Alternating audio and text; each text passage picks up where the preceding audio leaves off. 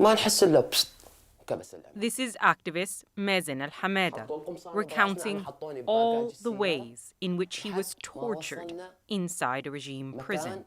كسروا لي ضلاعي هاي الأضلاع، يطلع فوق ويدبج فوقي، تحس هاي طق طق طق طق طق طق. He is then asked in this documentary how he feels about his tormentors. في قضاء بيحسب، راح أسعى إلا ما أجيبه مع المحكمة وأخذ حقي بالقانون.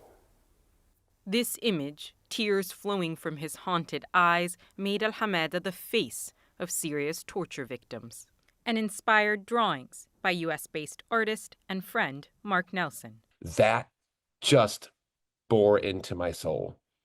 His face, his expression.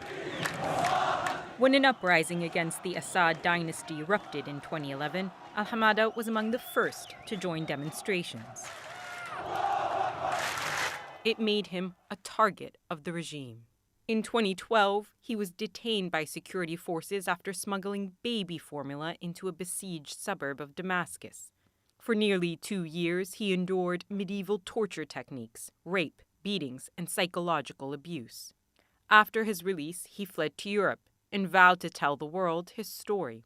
He spoke to journalists, met White House officials, appealed to US lawmakers, but nothing changed. Mازن felt defeated and homesick, his friend and a fellow prison survivor told us. When he got out and lived in this world, he's seen that the world doesn't care. And that's the only hope he had to live for, that the world would care enough to go and save the cellmates that he left behind. He flew back to Damascus in February of 2020 and was almost immediately forcibly disappeared.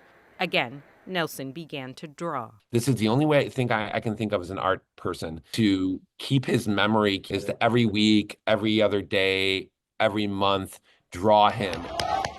His fate unknown until rebels took control of Damascus and burst open Syria's prisons. Images of Alhamada's body surfaced online, too gruesome for us to show. He was killed inside the notorious Sednaya prison and his body dumped at a nearby hospital, his family says.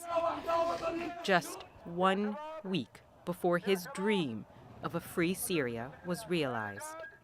But his testimony against tyranny is everlasting. His story will always be used as an evidence and a testimony against this regime that need to be prosecuted. One of the first to stand up to Assad was one of the last of his victims. Now Syria's new rulers say justice for him and countless others is their mission. Salma Abdulaziz, CNN, London.